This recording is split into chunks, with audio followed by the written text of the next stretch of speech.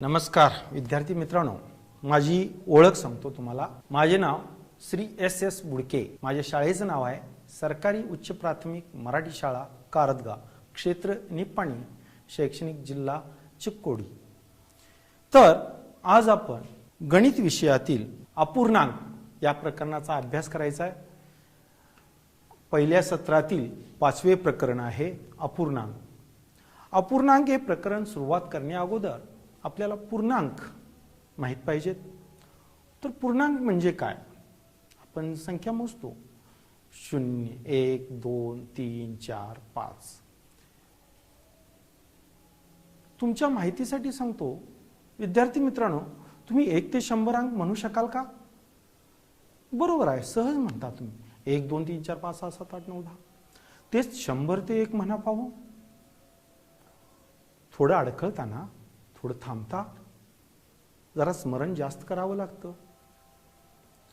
तर एक तुमच्यातील चेतना निर्माण व्हावी, तुम्ही यातून एक थोडा तुमच्या स्मरणशक्तीचा, तुमचं अंकज्ञान वाढावं, यासाठी मी 1-2 मिनिटं तुम्हाला जे सांगतो किंवा म्हणतो ते जरा लक्षपूर्वक ऐका। मी 100 ते 1 म्हणतो, जरा तुम्ही लक्षपूर्वक ऐका।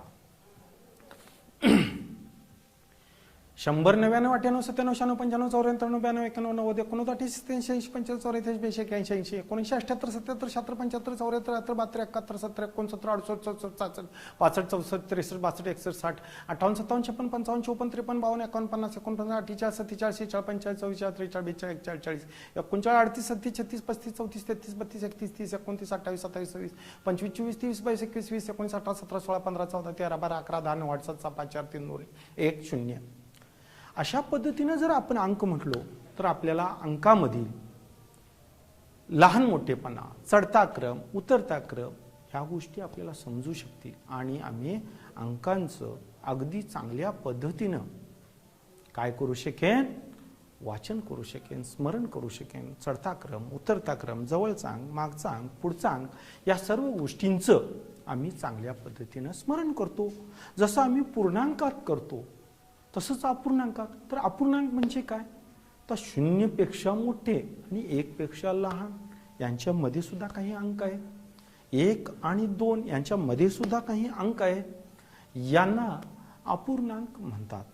मग हे प्रकरण आपण अभ्यास करत असताना आपल्याला अपूर्णांक हा पूर्णांकाचा एक भाग आहे हे आपण समजून घ्यायचं आहे। आता उदाहरणार्थ, जेव्हा तुम्ही अर्धी अर्धी म्हणता तेव्हा पूर्ण भागाचे किती समान भाग करता? तर 2 अर्धे मिळून 1 पूर्ण बनतो। खालील चित्रातील जोड्यांचा आपण आता अभ्यास करायचा आहे। तर ते बघा की इथं बघा विद्यार्थी मित्रांनो, 2 असमान भाग आहेत। या बिस्किटाचे, एका बिस्किटाचे हे समान भाग झालेत का? नाही। आकृती ए मध्ये समान भाग झालेले नाहीत। आकृती बी पहा, त्यामध्ये सुद्धा 2 असमान भाग आहेत।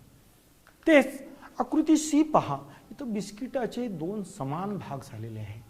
तर 2 समान भाग झालेले आहेत। इथं आम्ही अर्धा अर्धा असा भाग म्हणू शकतो, संबोधू शकतो, मात्र इथं अर्धा अर्धा असा आम्ही भाग संबोधू शकत नाही। म्हणजे एखादा अपूर्णांक निश्चित करण्यासाठी वस्तूचे केलेले समान भाग, वस्तूचे केलेले समान भाग ज्यावेळी करतो त्यावेळेला आम्ही त्याचे अपूर्णांकात लेखन करू शकतो। त्यानंतर वर्तुळाकार भागाचे निरीक्षण करायचं आहे यामध्ये, की या वर्तुळामध्ये या वर्तुळाचे समान किती भाग झालेत पहा। 1 2 3 आणि 4 वर्तुळाचे झालेले एकूण समान भाग किती आहेत? 4 आहेत। ही आकृती नंबर 1 मध्ये तुम्ही कोणताही एक भाग निवडा, तो समान आहे। हा भाग जितका आहे तितकाच हा आहे, तितकाच हा आहे, तितकाच हा आहे। म्हणजे समान 4 भागात ही आकृती विखुरलेली आहे। तीच आकृती 2 मधील प्रत्येक भाग पहा, हे समान आहे का? नाही। म्हणून इथं आकृती 1 मध्ये आम्ही कोणताही भाग घेतला तर 1/4 म्हणजे जितके आकृतीचे समान भाग केलेला असतो तो खाली लिहायचं, त्याला छेद असा मी संबोधतो। म्हणून याला 1/4 हे आम्ही आकृती 1 मधील कोणत्याही भागाला आम्ही संबोधू शकतो। कोणता एक भाग घेतला तर 1/4 असे संबोधू शकतो. मात्र आकृती 2 मध्ये असमान भाग केलेले आहेत, त्यामुळे तिथं आम्ही 1/4 असे संबोधू शकत नाही. म्हणून अपूर्णांक दर्शवण्यासाठी एका पूर्णांकाचे समान भाग केले पाहिजेत. अपूर्णांक हा पूर्णांकाचा भाग आहे हे ध्यानात ठेवले आहे. यानंतर पहा विद्यार्थी मित्रांनो, इथे एक आयत दिलेला आहे. हा आयत आहे, निरीक्षण करून पहा. या आयताचे किती भाग केलेले आहेत? 1 2 3. आयताचे 3 समान भाग केलेले आहेत, म्हणून छेदस्थानी 3. त्यापैकी एकच भाग रंगवलेला आहे, त्यामुळे अंशस्थानी 1. म्हणजे जितके आपण भाग मिळवलो ते वर लिहायचं, त्याला अंश म्हणतात. आणि आकृतीचे केलेले एकूण भाग 1 2 3 ते छेदस्थानी लिहायचं. तर या पद्धतीने आम्ही ते अपूर्णांकात 1/3 असे संबोधू शकतो. त्यानंतर दिलेल्या वर्तुळाकार तबकडीचं आता आपण निरीक्षण करायचं आहे. या तबकडीमध्ये बघा किती भाग गेलेले आहेत? 1 2 3 4 5 6. या वर्तुळाकार तबकडीचे किती भाग केलेले आहेत? 6.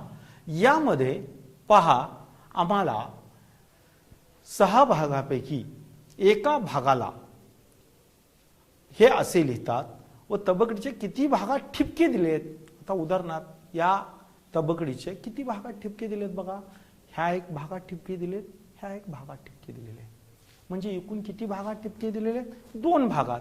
म्हणजे 2 भागात ठिपके दिलेले आहेत म्हणून अंशस्थानी 2. आणि एकूण भाग 1 2 3 4 5 6 म्हणून छेदस्थानी 6.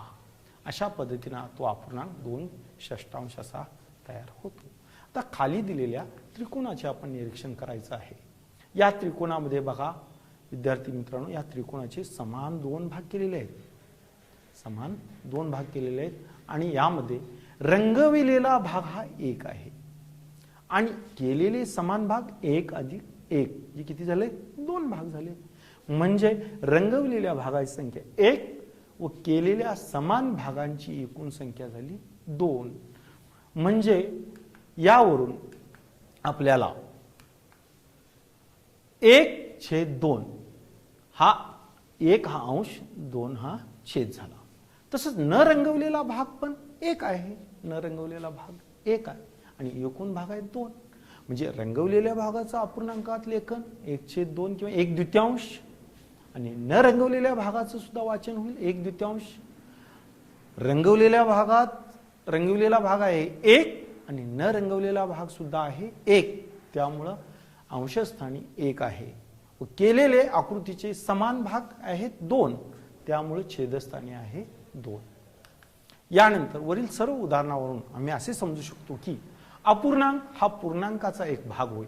अपूर्णांक लिहिण्यास 2 संख्यांची आवश्यकता असते. म्हणजे कोण?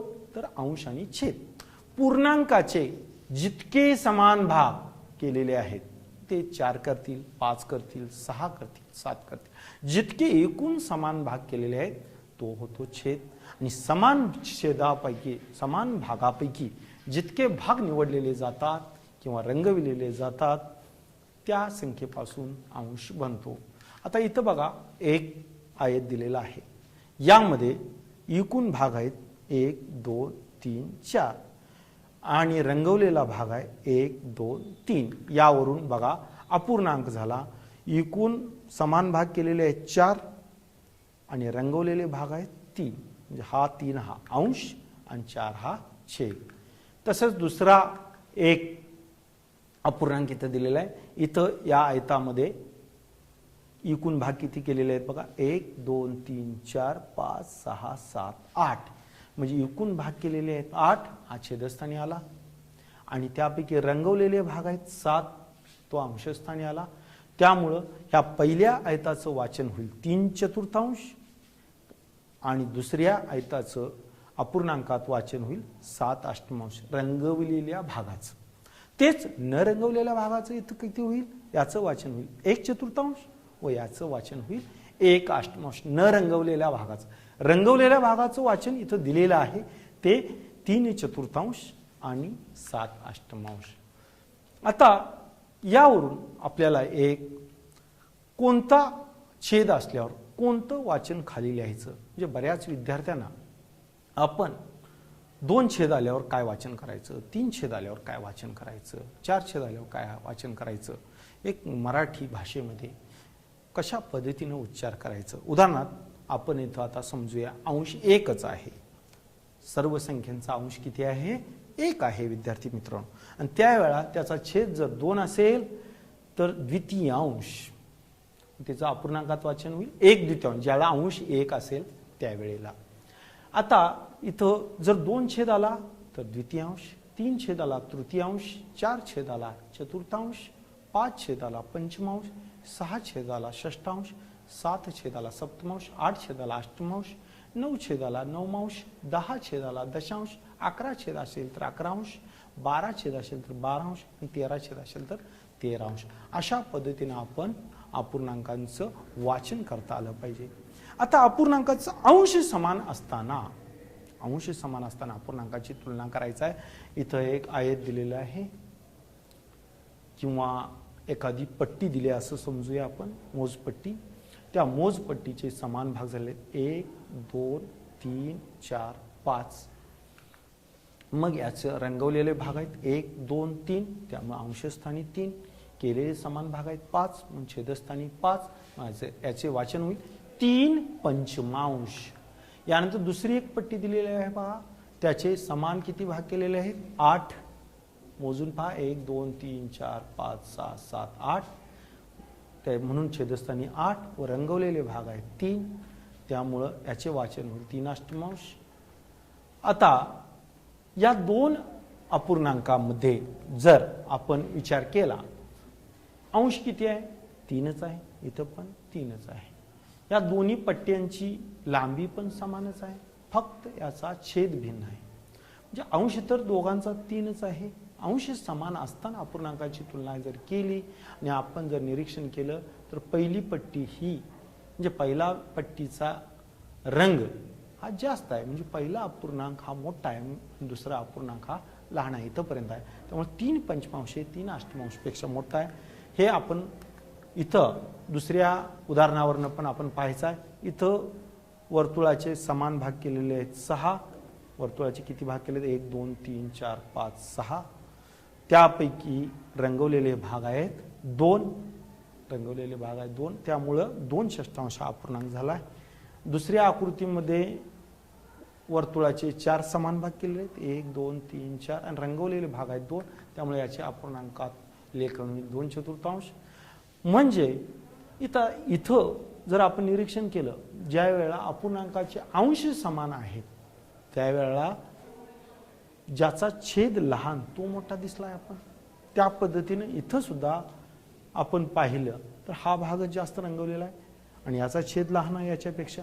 म्हणजे या दोन्ही आकृतीवरून, दोन्ही अपूर्णांकावरून आम्ही असं समजू शकतो की ज्यावेळेला अंश समान असतात त्यावेळेला अपूर्णांकामध्ये ज्याचा छेद लहान तो अपूर्णांक मोठा आणि ज्याचा छेद मोठा तो अपूर्णांक लहान. तर यानंतर बघा, अंश समान असलेल्या अपूर्णांकाचा लहान मोठेपणा आपण पाहायचा आहे. आता इथं आकृत्यामधील या पट्ट्यांचं निरीक्षण करा की या आकृतीमध्ये 3 भाग केलेले आहेत एका पट्टीचे, त्यामुळे त्याचं अपूर्णांकात लेखन झालं. 2 भाग रंगवलेत, 3 भाग एकूण आहे, त्यामुळे एकूण भाग आहे ते छेदस्थानी, रंगवलेले भाग अंशस्थानी. म्हणजे याचं अपूर्णांकात वाचन होईल 2 तृतीयांश. त्यानंतर पहा की या पट्टीच्या 4 समान भागापैकी 2 भाग, 1 2 3 4 तेवढ्याच मापाची पट्टी आहे आणि 4 समान भागापैकी रंगवलेले भाग आहेत 2, त्यामुळे त्याचं अपूर्णांकात वाचन होईल 2 चतुर्थांश. त्यानंतर तिसरी एक पट्टी आहे पहा, त्याचे समान 5 भाग केले, 1 2 3 4 5 आणि त्याचे 2 भाग रंगवलेले आहेत, मग याचे अपूर्णांकात वाचन होईल 2 पंचमांश. मग इथं बघा तिन्ही पट्टींची तुलना करून पहा की इथं जर पाहिलं तर कोणता अपूर्णांक जास्त रंगवलेला आहे, कोणती पट्टी जास्त रंगवलेली आहे, पहिली पट्टी जास्त रंगवलेली आहे, त्यानंतरची दुसरी पट्टी आहे, त्यानंतरची 3 नंबरची पट्टी आहे. आणि आपण निरीक्षणाने आपण पाहू पण शकतो. या पद्धतीनं मगाशी सांगितल्या पद्धतीनं ज्यावेळेला अपूर्णांकाचे अंश समान असतील त्यावेळेला ज्याचा छेद लहान तो मोठा व ज्याचा छेद मोठा तो लहान अपूर्णांक होतो. यावरून आम्ही 2/3 हे 2/4 पेक्षा मोठे आहे आणि 2/3 हे 2/5 पेक्षा सुद्धा मोठे आहे आणि 2/4 हे 2/5 पेक्षा मोठे आहे. 2/5 हे 2/4 पेक्षा लहान आहे आणि 2/5 हे 2/3 पेक्षा सुद्धा लहान आहे. यावरून हे आम्ही पेक्षा मोठा 2/3 हे सर्वात मोठा अपूर्णांक आहे हे आम्ही समजू शकतो. म्हणून समान अंश असलेल्या अपूर्णांकाची ज्या अपूर्णांकाचा छेद मोठा असतो तो अपूर्णांक लहान असतो हे आपण सिद्ध होतो. आता आम्ही समान छेद असणाऱ्या अपूर्णांकांची तुलना करायची आहे. समान छेद असणाऱ्या, आता इथं बघा एक मोठी अशी पट्टी दिलेली आहे किंवा मोठा आयत दिलेला आहे. त्यामध्ये बघा त्याचे किती भाग केलेले 1 2 3 4 5 6 7 8. जितके भाग केले ते छेदस्थानी, जितके भाग रंगवले ते अंशस्थानी. म्हणजे अंशस्थानी येणार 1 2 3. म्हणजे हाच अपूर्णांक काय होईल मित्रांनो 3/8. पहा किती झाला हा 3/8. यानंतर दुसरी एक पट्टी दिली आहे त्याचे भाग मोजून पाहूया 1 2 3 4 5 6 7 8. याचे पण समान किती भाग झालेले 8. म्हणजे छेदस्थानी आले 8. आणि किती भाग रंगवलेत 1 2 3 4 5 भाग रंगवले आहेत. म्हणजे अंशस्थानी आलं 5. म्हणजे याचा अपूर्णांक होईल 5/8. म्हणून आम्ही लिहिले की 5/8. यानंतर पहा दुसरे खाली एक वर्तुळ दिलेलं आहे त्याचे भाग बघा समान किती केलेले 1 2 3 4 5 6 7 8. 8 समान भाग केले. त्यापैकी रंगवलेले भाग आहेत 1 2 3. 3 भाग रंगवलेले त्याचं अपूर्णांकात लेखन झालं 3/8. दुसरे एक वर्तुळ दिलेलं आहे त्याचे पण 8 समान भाग केलेले आहेत आणि त्याचे 5 भाग रंगवलेले आहेत म्हणून त्याचे अपूर्णांकात वाचन झालं 5/8. आता बघा म्हणजे पहिल्या आयताप्रमाणे पहिले वर्तुळ घेतले आहे, दुसऱ्या आयताप्रमाणे दुसरे वर्तुळ घेतलेले आहे. यावरून आपल्याला या दोन्ही अपूर्णांकामध्ये छेद 8च आहे. त्यामुळे जास्त भाग हा दुसऱ्या पट्टीचा रंगवलेला आहे, पहिली पट्टी लहान आहे. त्यामुळे रंगवलेल्या भागांची जर तुलना केली तर दुसरा अपूर्णांक हा मोठा आहे. आणि वर्तुळामध्ये सुद्धा रंगवलेलं वर्तुळ म्हटलं तर हे वर्तुळ मोठे आहे. यावरून ज्याचे अपूर्णांकामध्ये छेद समान असताना ज्याचा अंश मोठा तो अपूर्णांक मोठा हे यावरून समजू शकतो. हेच आपण आता त्यानंतर आपण पाहायचं आहे ते सममूल्य अपूर्णांक. सममूल्य अपूर्णांकामध्ये आपण पहा की इथं भाकरीचं आपण चित्र दिलेलं आहे. आपण सर्वजण घरी भाकरी खातोच. या भाकरीचं आम्ही तुलना करायची आहे. या भाकरीचे एका भाकरीचे 2 समान भागात वाटणी केलेली आहे.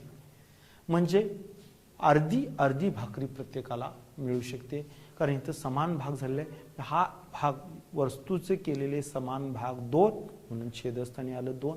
त्यापैकी एक भाग जर मला मिळाला किंवा तुम्हाला मिळाला एक भाग आणि मला एक भाग मिळाला तर तो अपूर्णांक आम्ही 1/2 असा दाखवतो. आणि त्यामुळं 1 हा अंश आहे आणि 2 हा छेद आहे.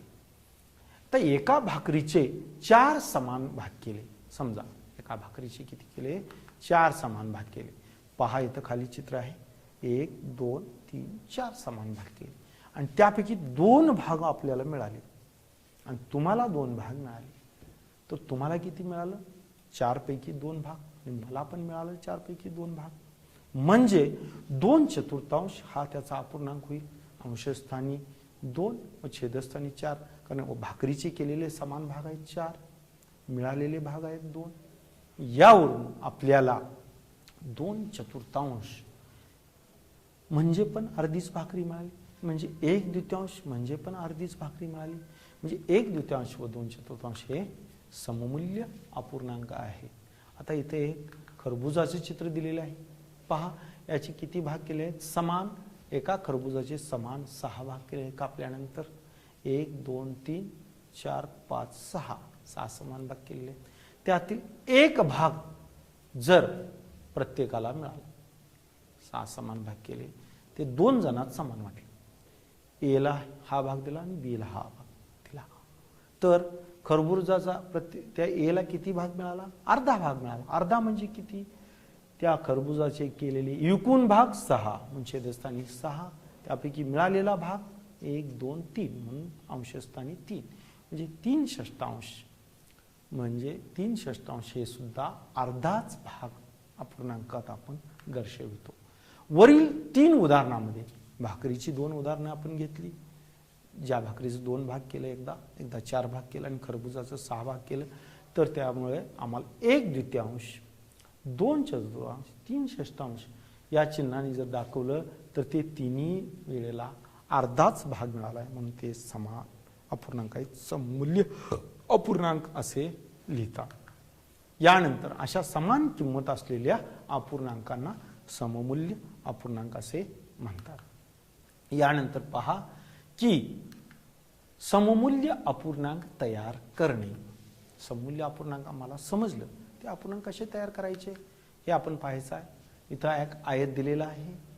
त्या आयतामध्ये पहा 1 2 3 4 5 भाग केलेले आहेत. आकृतीच्या 5 समान भागापैकी 2 भाग रंगवलेले आहेत. म्हणजे एकूण समान भाग केलेले जे आहेत ते छेदस्थानी, रंगवलेले भाग आहेत ते अंशस्थानी. अपूर्णांक झाला 2/5. इथं आणखीन एक आयत दिलाय, त्याच मापाचा आयत आहे. हे माप तुम्ही निरीक्षणानं करू शकता की जितका हा आयत आहे तितकाच हा आयत आहे.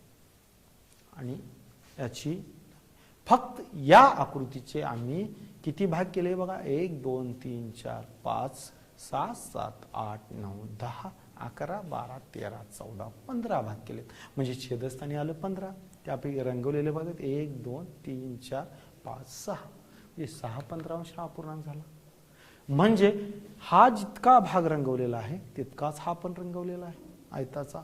म्हणजेच 2/5 बरोबर 6/15 हा सममूल्य अपूर्णांक आपल्याला तयार झालेला दिसून येतो. म्हणजे 2/5 व 6/15 हे सममूल्य अपूर्णांक आहे हे आपल्याला लक्षात येतं आणि सिद्ध पण होतं. यानंतर बघा इथं 2 वर्तुळ दिलेले आहेत. पहिल्या वर्तुळाचे समान 3 भाग केलेले आहेत आणि दुसऱ्या वर्तुळाचे 1 2 3 4 5 6 भाग केलेले आहेत. यापैकी बघा पहिल्या वर्तुळाच्या 3 समान भागापैकी 2 भाग रंगवलेले आहे आणि दुसऱ्या वर्तुळाचे एकूण 6 समान भागापैकी 4 भाग रंगवले. आता पहिल्या वर्तुळाचे 3 पैकी 2 भाग रंगवलेत म्हणजे अपूर्णांक झाला 2/3, कारण एकूण भाग झाले 3, रंगवलेले भाग आहेत 2. तेच दुसऱ्या वर्तुळामध्ये समान भाग आहेत 6 आणि रंगवलेले भाग आहेत 4.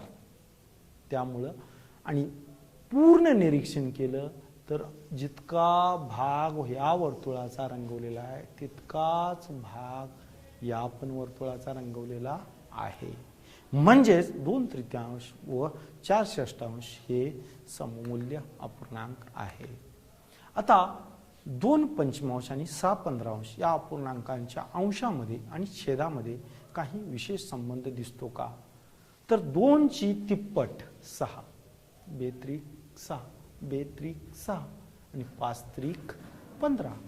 म्हणजे 2 ला 3 न गुणले की 6 येतं, 5 ला 3 न गुणले की 15 येतं.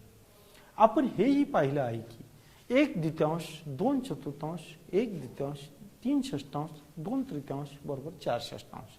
म्हणजे सममूल्य अपूर्णांकापैकी एकाचे अंश व छेद दुसऱ्याच्या अंश व छेदाच्या समान पट आहेत हे यावरून लक्षात येते. म्हणजेच अपूर्णांकातील अंशाला व छेदाला एकाच शून्येतर संख्येने गुणले तर त्या अपूर्णांकाशी सममूल्य असलेला अपूर्णांक मिळतो. शून्येतर म्हणजे शून्य सोडून शून्यापेक्षा मोठ्या संख्येने, म्हणजे नैसर्गिक संख्येने, कोणत्याही नैसर्गिक संख्येने जर आपण गुणलो तर आम्हाला सममूल्य अपूर्णांक मिळतो. शून्य या संख्येने न गुणता इतर कोणत्याही एक किंवा एकपेक्षा मोठ्या संख्येने गुणले तर आम्हाला सममूल्य अपूर्णांक मिळतो. एकपेक्षा मोठ्या संख्येने गुणणं आवश्यक आहे आणि ते गुणलं तर आम्हाला त्या मापाचा सममूल्य अपूर्णांक मिळतो. आता अपूर्णांकाच्या अंशाला व छेदाला समान संख्येने भागून आपल्याला सममूल्य अपूर्णांक मिळवता येईल का? तर जरूर अंश व छेद या दोघांना एकाच संख्येने भाग जात असेल तर त्या संख्येने अंश व छेद या दोघांना भागून मिळालेला अपूर्णांक दिलेल्या अपूर्णांकाशी सममूल्य असतो.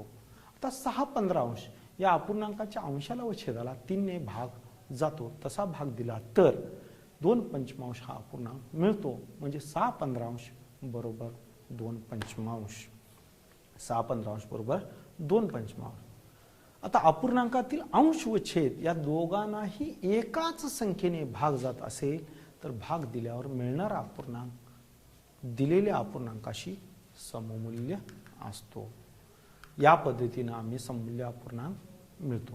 आता 15/40 या अपूर्णांकाशी सममूल्य असणारा व छेद 8 असलेला अपूर्णांक मिळवा. आता 8 15/40 जे छेद 8 आहे तर 40ला 8 या संख्येनं भागायचं म्हणजे काय होईल बघा. 40/8 केल्यानंतर काय येईल विद्यार्थी मित्रांनो बघा. 8च्या पाड्यात 40 म्हणा. बरोबर आहे. 8×5 = 40 म्हणजे 8च्या पाड्यात 8चा पाडा किती वेळा मिळणार पाहिजे 5 वेळा. म्हणजे 40ला 8 भागलं तर उत्तर येतं 5. म्हणजे 40/5 बरोबर 8. म्हणजे 40ला आम्ही 5 ने भागलेला आहे त्यावेळेला आम्हाला 8 मिळाला आहे. तसंच 15ला पण 5 ने भागल्यानंतर इथं 3 मिळेल. हेच आपण चौकटीतील संख्येत काढायचं आहे. 40ला 5 ने भागली की 8 मिळतात व 15ला 5 ने भागली की चौकटीतील संख्या आम्हाला मिळू शकते 3. यावरून 15/40 बरोबर 3/8 हा अपूर्णांक मिळतो. म्हणजे 3/8 हा अपूर्णांक 15/40 या अपूर्णांकाशी सममूल्य आहे. समछेद व भिन्नछेद अपूर्णांक आपण पाहायचा आहे. यामध्ये ज्या अपूर्णांकाचे छेद समान असतात त्या अपूर्णांकांना समछेद अपूर्णांक म्हणतात. जसे 1/7, 4/7, 6/7. ज्या अपूर्णांकाचे छेद भिन्न असतात त्या अपूर्णांकांना भिन्नछेद अपूर्णांक म्हणतात. उदाहरण 1/3, 3/8 आणि 9/11. भिन्नछेद अपूर्णांकाचे समछेद अपूर्णांकात रूपांतर करणे. तर आपण अपूर्णांकाचे छेद समान करत असताना आपल्याला लसावी काढावा लागतो किंवा एखाद्या पाड्यांची संख्या आम्हाला माहीत पाहिजे.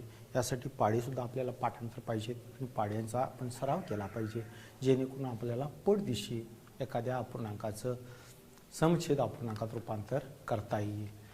तर भिन्नछेद अपूर्णांकाचे समछेद अपूर्णांकात रूपांतर करणे. उदाहरणार्थ 5/6, 7/9 या अपूर्णांकाचे छेद समान करा.